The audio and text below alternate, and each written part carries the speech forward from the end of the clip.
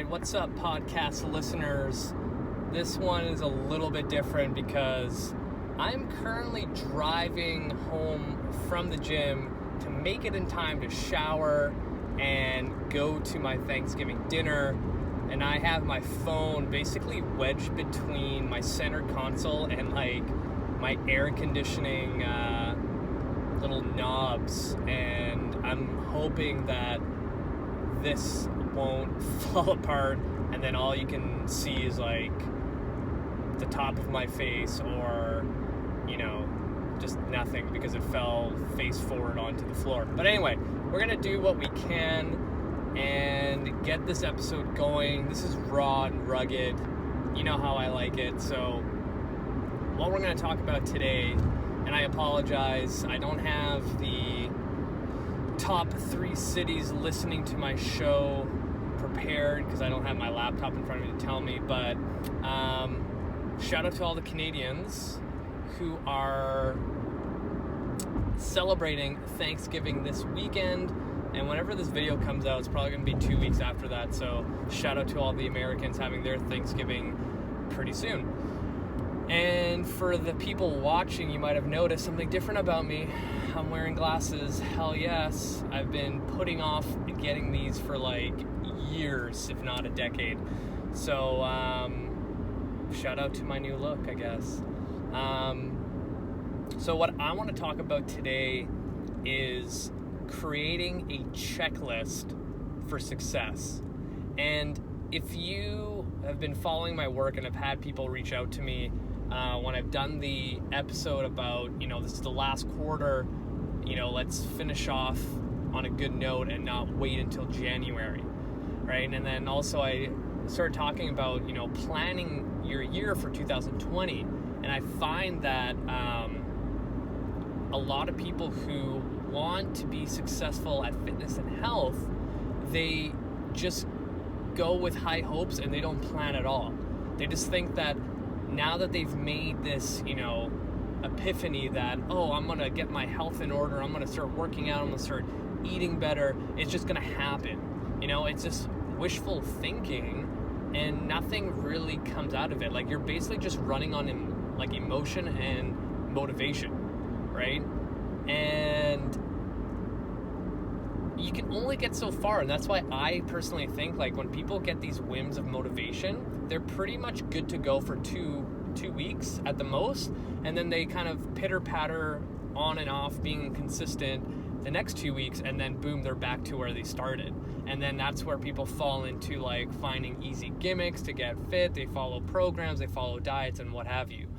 So how do you actually be successful? So when I plan my year out, actually next weekend, after Thanksgiving, I'm going to be planning my 2020, and I categorize 5 things that I want to accomplish. And I have 5 categories, which is my physical goals, spiritual goals, financial goals, personal goals, and professional goals, right? And then I'll start brainstorming of things that I just want to accomplish and just start jotting them down. But for example, like if in the past I had a goal of running a full marathon, and for those who don't know, I ran the Vancouver BMO, and that was my first and very last marathon, to say the least. And, you know, I was like, okay, I'm going to run this marathon.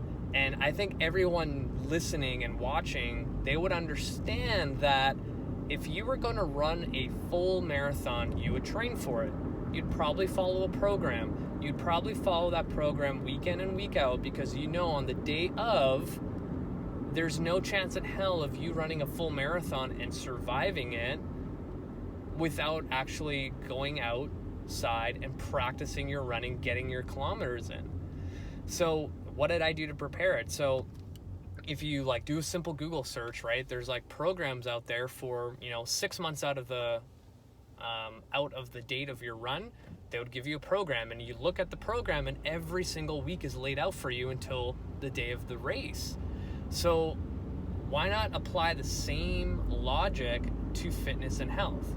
So say your goal is to, okay, I'm going to lose 40 pounds. What do I need in order to do that? So this is where your checklist comes in. You start writing your goal on a piece of paper, old school, because when you write things down, shit actually happens.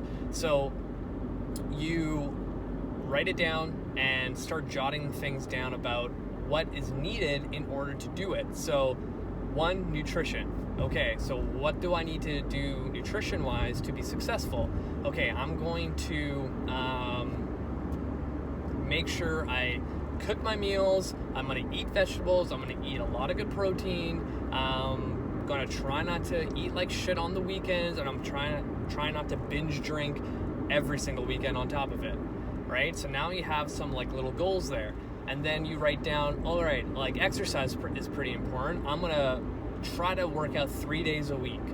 So now you have this little checklist of things that you need to do in order to get to that 40 pound weight loss goal.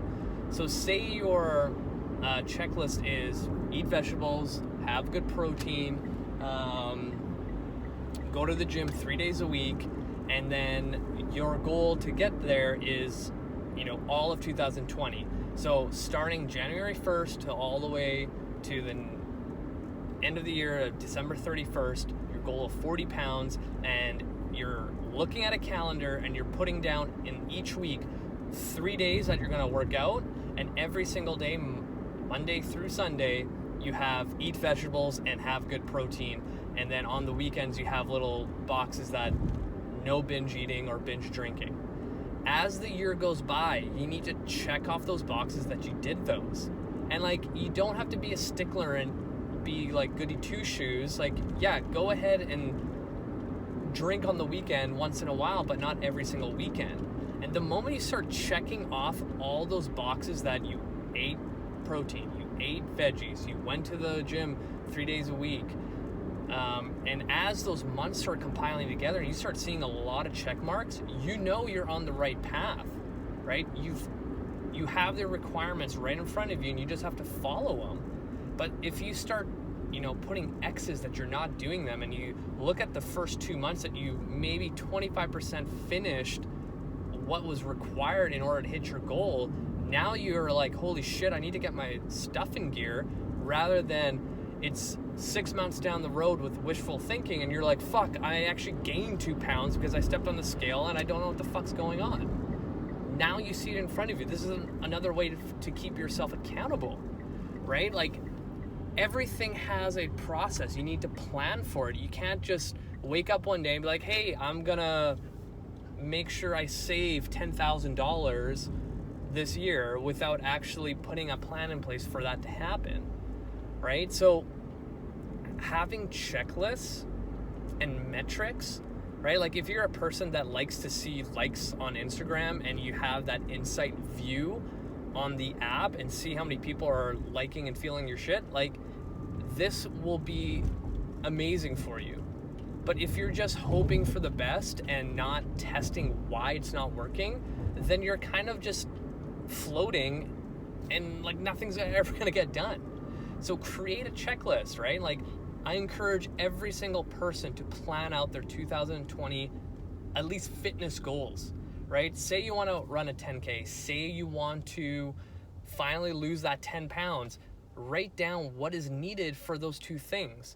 Like, think about how much money you need in order to buy healthy food, how much money you'll save without buying, a 12 pack of beer and finishing it over the weekend, or buying a whole crate of wine at the store because you have a depot near your house and you're like, oh, it's so cheap, and by the time you open up one, you're already on your second one. So a lot of these things are really simple when you start reverse engineering it from this big pedestal goal of losing 10 pounds, 20, 30, 40, whatever it is. It all starts with creating a checklist of what's needing to be done.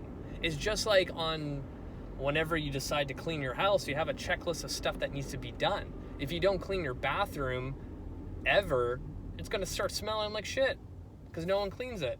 So you have a checklist. Okay, I'm going to clean the mirror. I'm going to clean the sink. I'm going to clean the toilet. I'm going to clean this and this and this and this. And as you start checking it off, things start looking a lot neater. Things start looking a lot cleaner.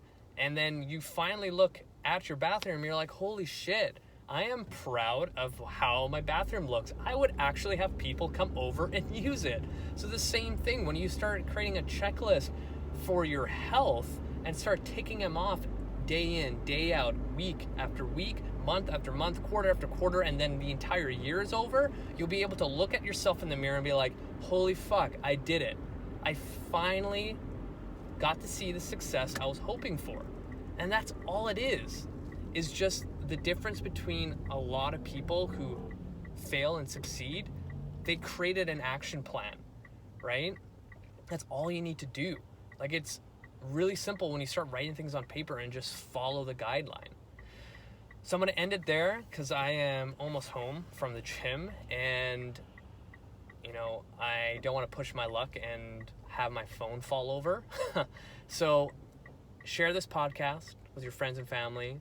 Please, please, please give me a 5-star rating on iTunes, Google Play, Stitcher Radio, and now my podcast is on Spotify, so whatever rating system they have, because I haven't even checked it out, please hit that up. Check out in November during Black Friday, I'm going to have a sweet-ass sale for my book. And also, I'm still waiting on my freaking Cut to Shit Get Fit sweaters to get done. And keep an eye out on that because I want to share that with you guys.